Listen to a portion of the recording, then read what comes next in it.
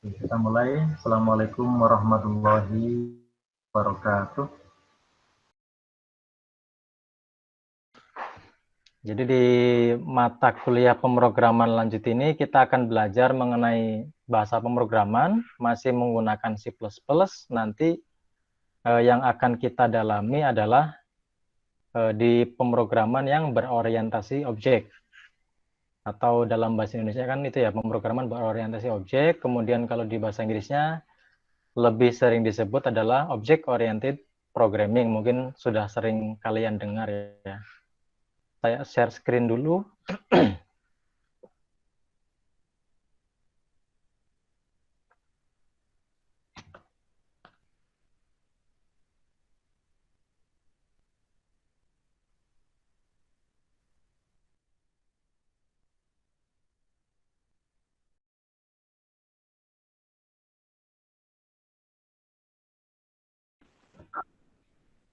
Oke, kita akan belajar ini ya. Nanti pertemuan pertama ini kita pengantarnya dulu. Jadi Object Oriented Programming, OOP, atau dalam bahasa Indonesia adalah PBO, pemrograman berorientasi objek. Jadi kenapa sih perlu dipelajari adanya OOP gitu ya? Padahal kan kemarin sudah belajar yang prosedural nih pakai C++. Yang jelas pemrograman OOP ini adalah teknik pemrograman yang bisa dibilang adalah modern ya. Modern, beberapa pemrograman sudah arahnya adalah orientasi objek karena dinilai ini lebih efisien tentunya, kemudian juga banyak digunakan pada framework di pemrograman lain. Nah, jadi apa itu framework? Kalau pengen memahami framework berarti kita harus paham dulu mengenai OOP gitu ya.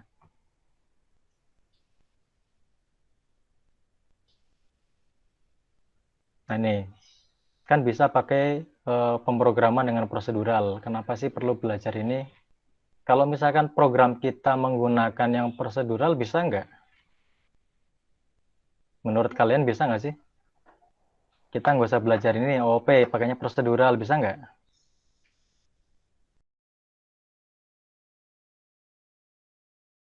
Dengan pemrograman prosedural itu sebenarnya bisa banget.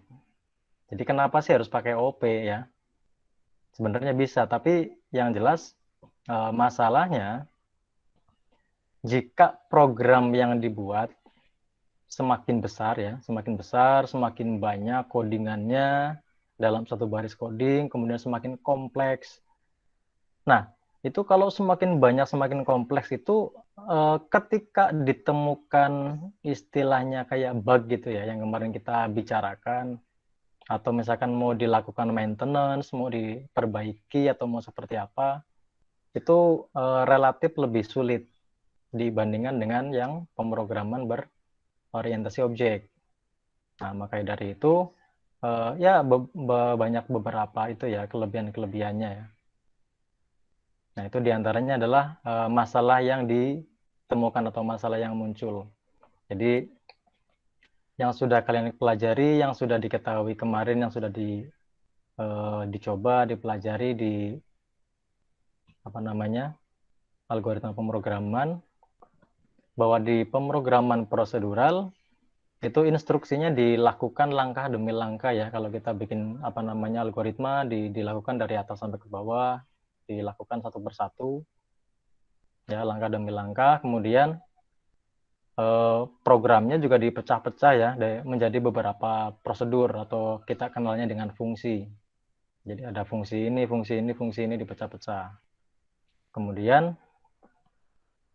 kita juga buat variabel global ya, ada variabel global yang bisa diakses untuk semua fungsi, kemudian juga ada variabel lokal untuk menyimpan datanya, di mana variabel lokal hanya bisa diakses oleh fungsi tersebut, jadi nggak bisa diakses oleh fungsi yang lain. Nah, ini variabel global ini yang istilahnya jika program kita semakin kompleks dan semakin banyak, ini juga agak nanti bisa agak susah juga. Ya, jadi disebutnya adalah linear atau dari top to bottom, dari atas ke bawah.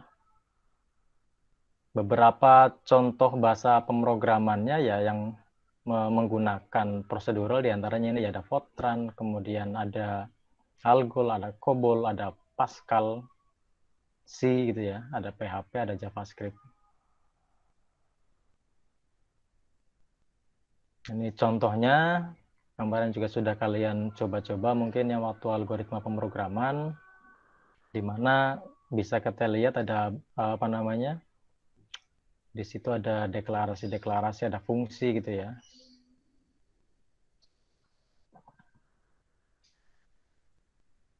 Nah, di pemrograman prosedural, misalkan kita apa namanya membuat suatu program, ini kalau kita lihat ada variabel global gitu ya, kemudian ada fungsi, katakanlah ada fungsi A dan juga ada fungsi B, di mana fungsi A memiliki variabel lokal yang hanya bisa diakses oleh fungsi A saja, kemudian di variabel yang di fungsi B juga ada variabel lokal yang hanya bisa diakses oleh fungsi dari B. Kemudian variabel global ini bisa diakses oleh fungsi A dan juga fungsi B. Jadi global ini bisa diakses oleh kedua fungsi ini ya. Kalau programnya masih sederhana, mungkin masih oke, nggak masalah. Tapi misal ternyata kita menambahkan ada variabel global yang lain ya, kita menambahkan lagi, programnya semakin banyak, ditambahkan ada variabel-variabel lagi, ditambahkan lagi, kemudian kita bikin fungsi lagi yang lain, kita bikin lagi variabel lokal untuk fungsi tersebut, katakanlah fungsi C gitu ya. Kemudian kita tambahkan lagi fungsi-fungsi yang lain, ya semakin kompleks, semakin banyak, otomatis dengan menggunakan prosedural itu menjadi tidak efisien atau tidak efektif.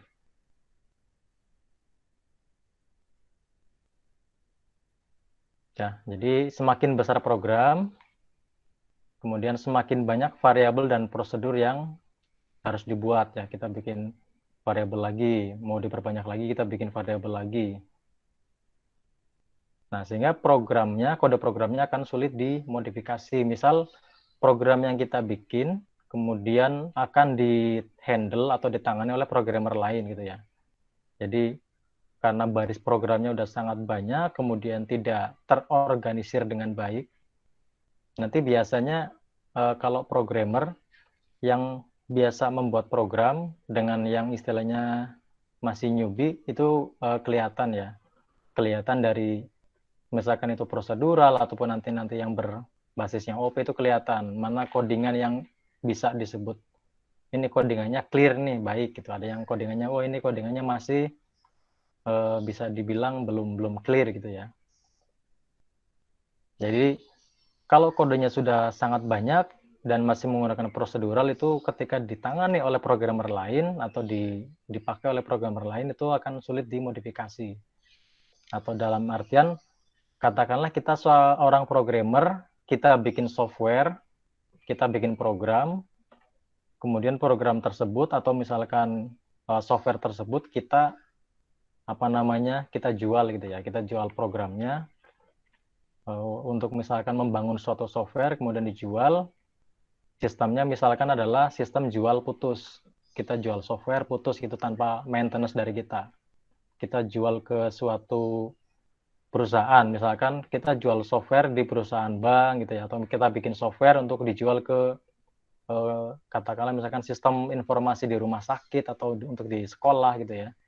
Kita jual putus, kemudian suatu saat trouble nih, sistemnya trouble, softwarenya trouble, sistemnya trouble, kemudian karena kita sistemnya jual putus, berarti bisa kemungkinan customer kita gitu ya, manggil engineer-nya untuk memperbaiki itu dari engineer lain, nggak dari kita ya, bisa dari kita atau bisa dia manggil dari engineer lain.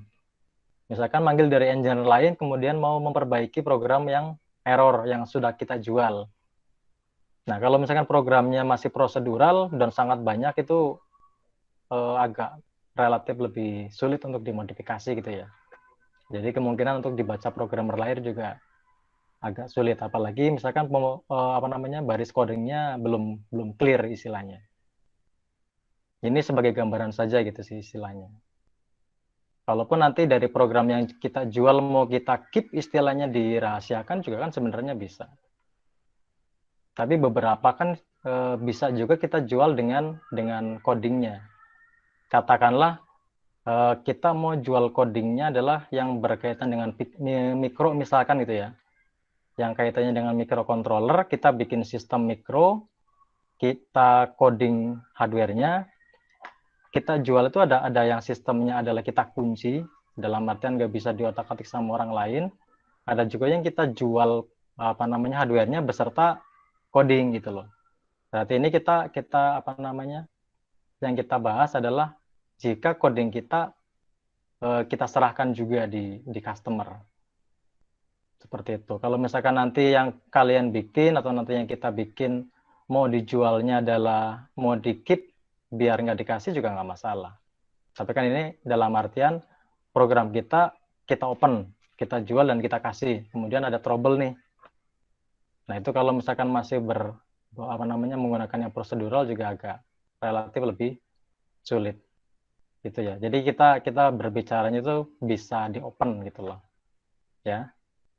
Misalkan tadi yang dibilang Pak, program kan punya kita Pak, mau di keep itu juga boleh-boleh saja. Tergantung nanti akad dari penjualan dari sistem kita. Apakah kita mau kasih atau mau di keep sama kita saja.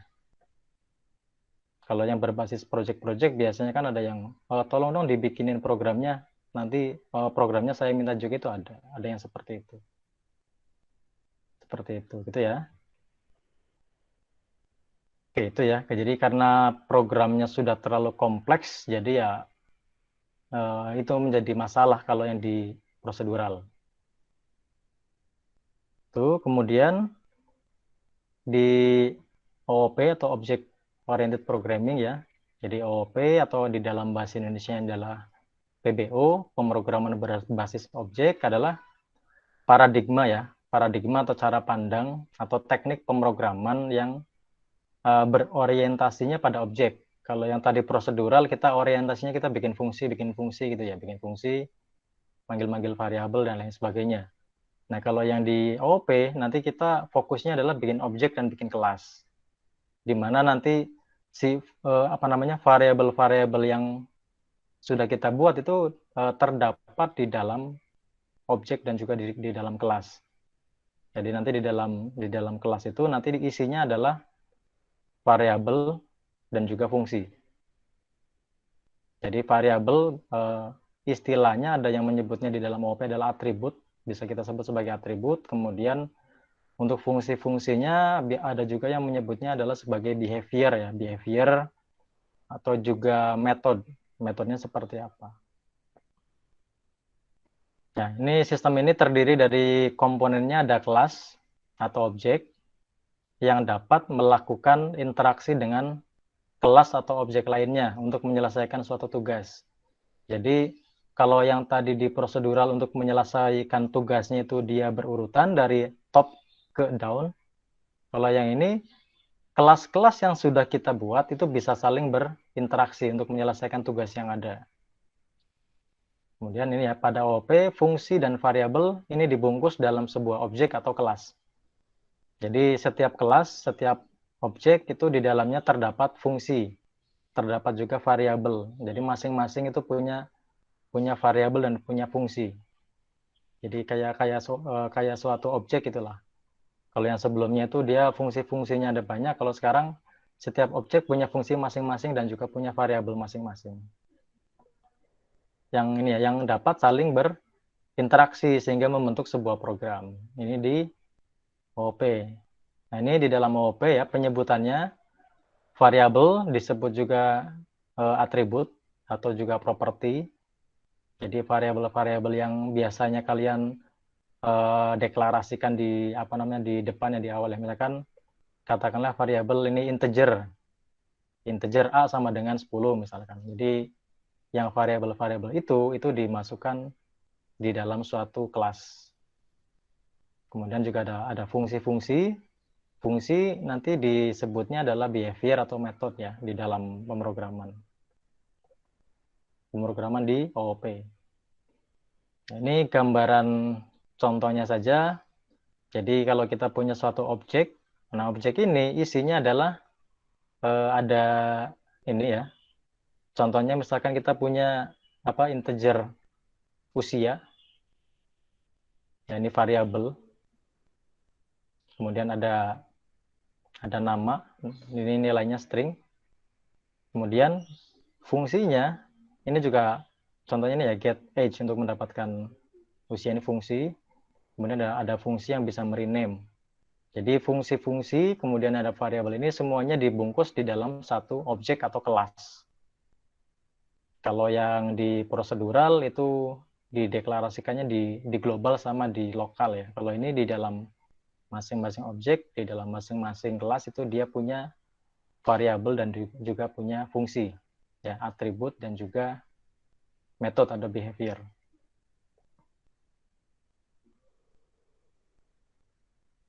Jadi nanti sebelum kita bikin objek itu bikin kelas dulu ya. Jadi kelas itu bisa dibilang adalah rancangan dari suatu objek. Ya, jadi kelas memiliki tugas untuk mengumpulkan prosedur atau fungsi dan variabel dalam satu tempat. Di mana yang tadi sudah disebutkan variabel dan fungsinya itu dijadikan dalam satu kelas. Masing-masing kelas punya variabel dan juga fungsi. Ini contoh kecilnya ya. Misal kita bikin suatu game nih. Bikin game, suatu program game kucing misalkan ya.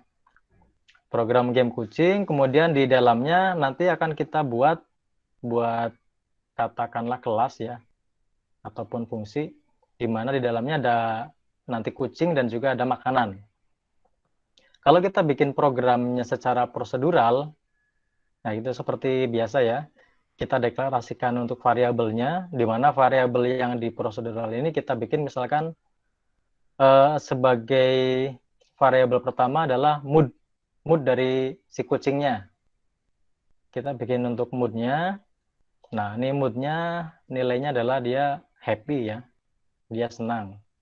Kemudian untuk variabel yang kedua adalah energi dari si kucingnya, di mana energinya adalah kita beri nilai 80. Kemudian untuk variabel makanannya adalah fish atau ikan. Ini kita deklarasikan di global nih. Kemudian fungsinya atau behaviornya yang di dalam prosedural ini diantaranya yang bisa dia lakukan adalah dia bisa bergerak, bisa bermain, bisa melompat dan juga bisa makan. Jadi di dalam satu baris program. Nah kalau kita dengan OOP kita pisahkan, bisa dipisahkan ya antara kelas untuk kucing dan juga kelas untuk makanan. Nanti ini berada di satu program yang sama juga. Nah, jadi kita pisahkan antara kelas untuk kucing dan kelas untuk makanan, di mana masing-masing kita buat variabelnya. Ya, di mana variabel mood ini adanya di kucing, di kelas kucing. Kemudian variabel energi juga adanya di kucing. Kemudian ini untuk fungsinya atau behavior yang bisa dilakukan oleh si kucing ini adalah lari, loncat ya, dan juga makan. Jadi yang di bawah ini dia behaviornya, yang di atas ini variabelnya atau atributnya. Kemudian yang di kelas yang kita bikin kedua adalah kelas makanan. Berarti si makanan ini dia punya atribut nih. Berarti namanya makanan, berarti dia juga punya atribut nama, kemudian juga punya atribut rasa gitu ya. Ada nama makanannya apa, rasanya apa. Seperti ini fungsinya bisa kita di hide misalkan di dalam games kucing itu. Jadi kalau ini dipisahkan. Di kelas kucing dia punya atribut dan juga punya behavior sendiri ya. Variabel atau fungsi sendiri dipisahkan masing-masing ya antara kelas kucing dan kelas makanan. Kalau di prosedural itu biasanya kita deklarasikan di awal-awal semuanya. Deklarasikan baru nanti fungsi-fungsinya di bawah. Kalau di OOP itu kita pisahkan berdasarkan kelas. Seperti itu contoh sederhananya. Ya, jadi dengan kelas bisa kita tentukan nih mana variabel dan prosedur atau fungsi untuk kucing dan juga makanan. Dan nanti kelas-kelas ini yang sudah kita bikin itu digunakan untuk membuat objek. Jadi kelasnya itu seperti kayak rancangannya dulu. Ya, itu bisa disebutkan bahwa kelas adalah rancangan atau blueprint dari sebuah objek. Sedangkan objek itu adalah sebuah variabel yang merupakan instan atau perwujudan dari kelas. Jadi kelas itu rancangannya, kalau diwujudkan dia bisa disebut instance. Nah, instance itulah diartikan sebagai wujud dari jadi objeknya gitu ya. Jadi kelas berisi definisi variabel dan fungsi yang menggambarkan dari sebuah objek.